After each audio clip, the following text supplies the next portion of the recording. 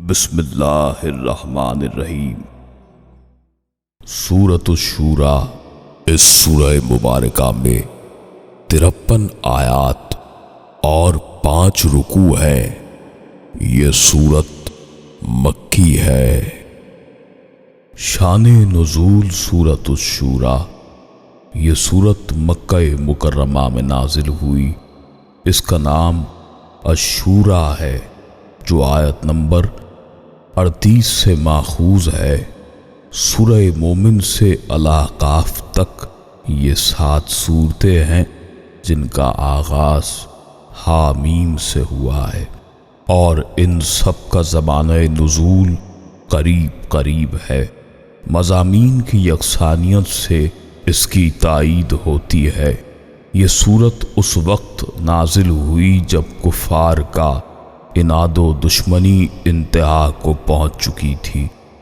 مضامین سورۃ الشورى۔ جب رسول کریم صلی اللہ علیہ وآلہ وسلم نے نبوت کا دعویٰ کیا تو اہل مکہ حیرت میں پڑ گئے کہ انسان جو اتنی آلائشوں میں آلودہ ہے، اس کو نبوت کے منصب پر کیسے فائز کیا جا سکتا ہے؟ ان کی حیرت کا ازالہ یہ کہہ کر دیا گیا کہ اگر انسانی پیکر میں یہ پہلے نبی ہوتے تو تم تعجب کے اظہار میں حق بجانب ہوتے، لیکن یہ سلسلہ نبوت تو آدم علیہ السلام سے جاری ہے۔ ان میں سے کسی کی نبوت پر تمہیں کوئی اعتراض نہیں، مگر اعتراض ہے تو نبی برحق صلی اللہ علیہ وآلہ وسلم پر، جو تمہاری ڈوبی کشتی کو ساحل پر پہنچانے تشریف لائے ہیں۔ اللہ کی وحدانیت سے انکار، نبی صلی اللہ علیہ وآلہ وسلم کی رسالت اور قرآن کریم کا تسلیم نہ کرنا، اس کے ساتھ پوجا پاٹ جو گھناؤنا کام تم کرتے ہو، اس کے صلے میں تو تمہیں صفحۂ ہستی سے مٹا دینا چاہیے تھا، مگر اللہ غفور الرحیم ہے، وہ تمہیں فوراً ہلاک نہیں کر دیتا بلکہ مہلت دیتا ہے تاکہ تم غور و فکر کر سکو۔ یہ بھی بتا دیا کہ اللہ چاہتا تو فرشتوں کی طرح سارے انسانوں کو بھی ذکر و فکر، طاعت و عبادت میں مشغول رکھتا، مگر اس کی حکمت کا تقاضا یہ تھا کہ انسان ارادہ و اختیار کی نعمت سے نوازا جائے تاکہ ان بلندیوں پر جانے والا راستہ اس کے لیے ہموار ہو جائے جہاں کسی اور مخلوق کی رسائی نہیں۔ اس حقیقت کو بھی واضح کر دیا گیا کہ جس طرح اللہ تمہارا خالق و مالک ہے، اسی طرح اس کو یہ زیبا ہے کہ وہ تمہارے لیے ایک ایسا نظام حیات تجویز کرے جس کو تم اپنا کر دارین کی سعادتیں حاصل کر لو۔ جس طرح کسی غیر کو خالق نہیں مانا جا سکتا، اسی طرح اس کے بغیر اس کی مخلوق کے لیے کسی کو ضابطۂ حیات مقرر کرنے کا بھی اختیار نہیں دیا جا سکتا۔ تمام انبیاء اکرام علیہم السلام ابتدا سے ایک ہی دین کی دعوت دیتے آئے ہیں، البتہ ان کے بعد آنے والے اہل غرض نے اپنی سرداری کا سکہ جمانے کے لیے باہمی تفرق بازی کا آغاز کیا۔ آیت نمبر 15 خصوصی توجہ کی مستحق ہے، جس میں 10 احکامات دیے گئے ہیں۔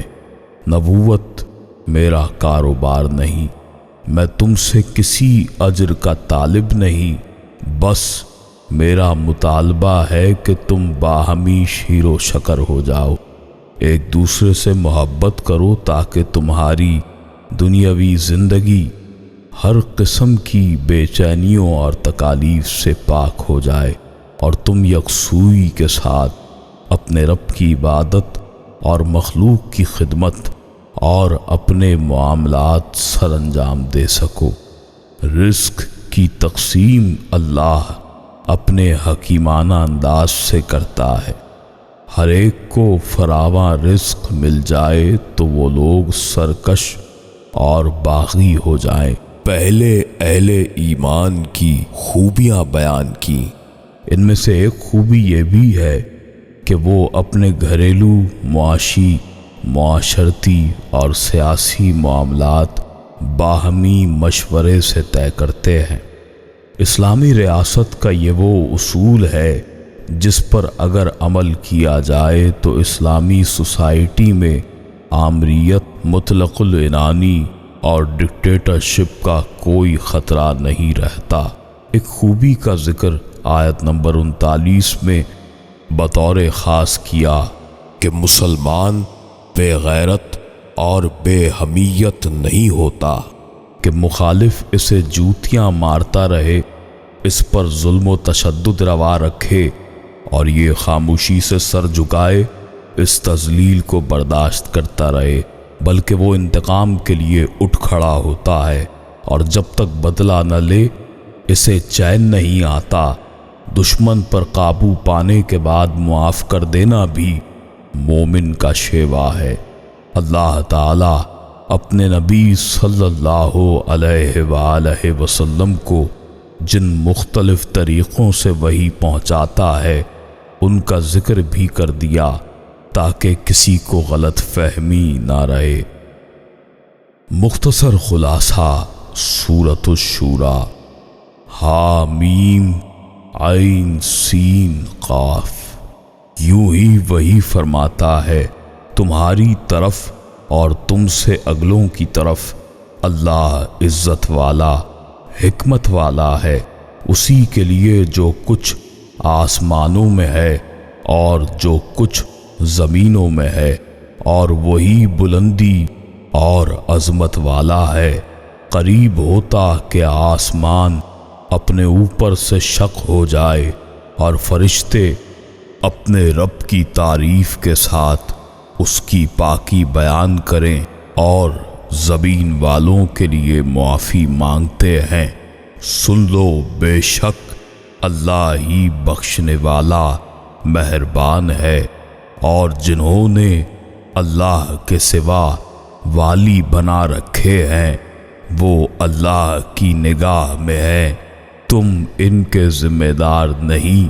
اور یوں ہی ہم نے تمہاری طرف عربی قرآن وہی بھیجا، تم ڈراؤ سب شہروں کی اصل مکے والوں کو اور جتنے اس کے ارد گرد ہیں، اور تم ڈراؤ اکٹھے ہونے کے دن سے جس میں کوئی شک نہیں، اور ایک گروہ جنت میں ہے اور ایک گروہ دوزخ میں، اور اللہ چاہتا تو ان سب کو ایک دین میں کر دیتا، لیکن اللہ اپنی رحمت میں لیتا ہے جسے چاہے، اور ظالموں کا نہ کوئی دوست نہ مددگار۔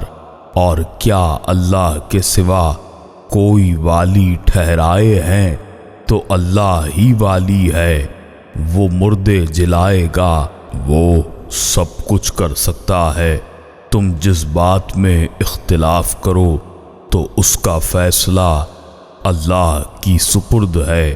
یہ ہے اللہ میرا رب، میں نے اسی پر بھروسہ کیا ہے اور میں اسی کی طرف رجوع لاتا ہوں۔ آگے کی آیات میں کہ زمین و آسمان بنانے والا، جوڑے بنانے والا، نر اور مادہ چوپائے اور تمہاری نسلیں پھیلاتا ہے، وہ سنتا اور دیکھتا ہے، اسی کے لیے ہیں آسمانوں اور زمینوں کی کنجیاں، روزی وسیع کرتا ہے جس کے لیے چاہے، اور فرماتا ہے بے شک وہ سب کچھ جانتا ہے۔ تمہارے لیے دین کی وہ راہ ڈالی جس کا حکم اس نے نوح علیہ السلام کو دیا، اور جو ہم نے تمہاری طرف وحی کی، اور جس کا حکم ہم نے ابراہیم علیہ السلام، موسیٰ علیہ السلام، عیسیٰ علیہ السلام کو دیا کہ دین ٹھیک رکھو، اس میں پھوٹ نہ ڈالو، مشرکوں پر بہت ہی گرا ہے وہ جس کی طرف تم انہیں بلاتے ہو، اور اللہ اپنے قرب کے لیے چن لیتا ہے جسے وہ چاہے، اپنی طرف راہ دیتا ہے اسے جو رجوع لائے۔ ہمارا اور تمہارا سب کا رب ہے، ہمارے لیے ہمارا عمل اور تمہارے لیے تمہارا عمل، کوئی حجت نہیں ہم میں اور تم میں، اللہ سب کو جمع کر دے گا اور اسی کی طرف پھرنا ہے۔ اللہ ہے جس نے حق کے ساتھ کتاب اتاری، انصاف کے ساتھ ترازو، اور تم کیا جانو شاید قیامت قریب ہی ہو۔ اس کی جلدی مچا رہے ہیں وہ جو اس پر ایمان نہیں رکھتے، اور وہ جو اس پر ایمان رکھتے ہیں اس سے ڈر رہے ہیں، کیونکہ وہ جانتے ہیں کہ بے شک یہ حق ہے۔ اللہ اپنے بندوں پر لطف فرماتا ہے، جسے چاہے روزی دیتا ہے، وہ قوت اور عزت والا ہے۔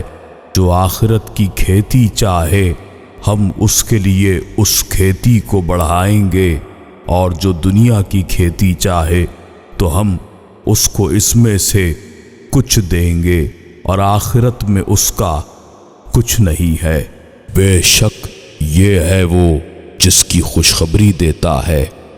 اللہ اپنے بندوں کو جو ایمان لائے اور اچھے کام کیے، اور تم فرماؤ کہ میں تم سے اس پر کچھ اجر نہیں مانگتا مگر قرابت کی محبت، اور جو نیک کام کرے ہم اس کے لیے اس میں اور خوبیاں بڑھائیں۔ پچھلی آیتوں میں اچھے نیک اور برے اعمال اور اہل ایمان کو بشارتیں کہ ان کے لیے آسمانوں پر فرشتے دعا کرتے ہیں کہ اللہ پاک ان کو اپنے فضل و کرم سے جنت میں اعلیٰ سے اعلیٰ مقام عطا فرما۔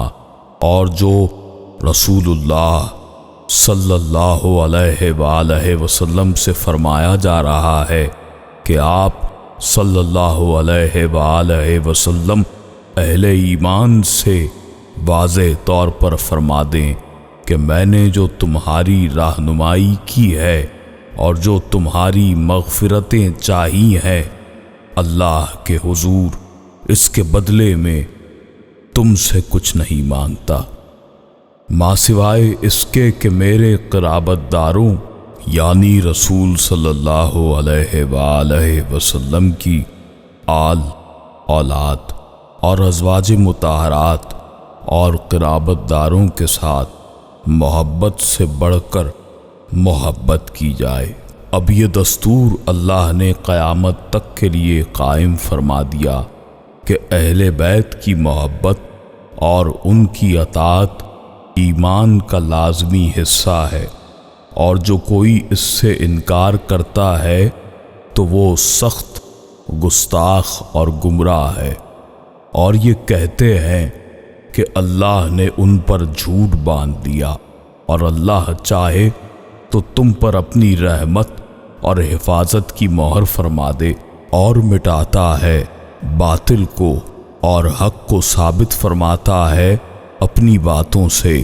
بے شک وہ دلوں کی باتیں جانتا ہے، اور وہی ہے جو اپنے بندوں کی توجہ قبول کرتا ہے اور درگزر فرماتا ہے، جانتا ہے جو کچھ تم کرتے ہو۔ آگے کی آیات میں قیامت کا ذکر اور یہ کہ سب چیزیں اللہ کی گرفت میں ہیں، اور جو بڑے بڑے گناہ اور بے حیائیوں سے بچتے ہیں، اور جب غصہ آئے تو معاف کر دیتے ہیں، اور وہ جنہوں نے اپنے رب کا حکم مانا اور نماز قائم رکھی، اور ان کے کام ان کے آپس کے مشورے سے ہیں، اور ہمارے دیے ہوئے سے کچھ مال خرچ کرتے ہیں، اور وہ جب انہیں بغاوت پہنچے بدلہ کہتے ہیں، برائی کا بدلہ اسی کے برابر برائی ہے، اور جس نے معاف کیا اور کام سنوارا تو اس کا اجر اللہ پر ہے۔ بے شک وہ دوست نہیں رکھتا ظالموں کو، اور بے شک جس نے اپنی مظلومی پر بدلہ لیا اس پر کچھ مواخذے کی راہ نہیں۔ مواخذہ تو انہی پر ہے جو لوگوں پر ظلم کرتے ہیں اور زمین میں ناحق سرکشی پھیلاتے ہیں، ان کے لیے دردناک عذاب ہے۔ بے شک جس نے صبر کیا اور بخش دیا تو یہ ضرور ہمت کا کام ہے۔ آگے کی آیت میں بھی ظلم کرنے والوں کے بارے میں ذکر کے اور جو اللہ کے علاوہ کسی کو خدا بناتے ہیں ان کے بارے میں ہے، پھر وحی الہی کے بارے میں، اور اللہ تعالیٰ کا یہ اصول کہ اس نے قرآن کریم میں اپنے بہترین اصول بیان کیے ہیں اور ان کو نور کہا ہے، اور اللہ جسے چاہتا ہے اپنے بندوں میں سے سیدھی راہ دکھاتا ہے، اور رسول صلی اللہ علیہ وآلہ وسلم سیدھی راہ دکھاتے ہیں اس کی کہ اسی کا ہے جو زمین و آسمان میں ہے، اور سب کام اللہ ہی کی طرف سے ہے۔ گزشتہ آیات میں اللہ تعالیٰ نے اہل ایمان اور اہل کفر کے بارے میں تمام آگاہی دی، اپنی عظمتوں اور کبریائی کا بیان فرمایا، اور یہ واضح فرمایا کہ اصل بلندی کو کون پہنچتے ہیں اور ہمت والے کون ہیں، اور ساتھ ہی اس میں رسول صلی اللہ علیہ وآلہ وسلم اور ان کے قریبی ساتھیوں کی وہ باتیں جو باہمی مشورے سے کی جاتی تھیں ان کو پسند فرمایا، اور دین میں مشاورت کی راہ پسند فرمائی۔ دوسرا یہ کہ ظالم اور مظلوم کے بارے میں اللہ تعالیٰ کے دستور بیان کیے کہ ظالم کو اس کے ظلم کا بدلہ ملنا چاہیے، مگر اللہ کو یہ بات زیادہ پسند ہے کہ اللہ کے لیے کسی کو معاف یا درگزر کر دیا جائے، ایسے لوگ اللہ کو پسند ہے۔ اور ایک اور دستور کہ غصے کے وقت غصے کو پی کر بات ختم کرنے کو اچھی خوبی قرار دیا، اور صبر کرنے والوں کو کہ ان کا اجر بہت ہے۔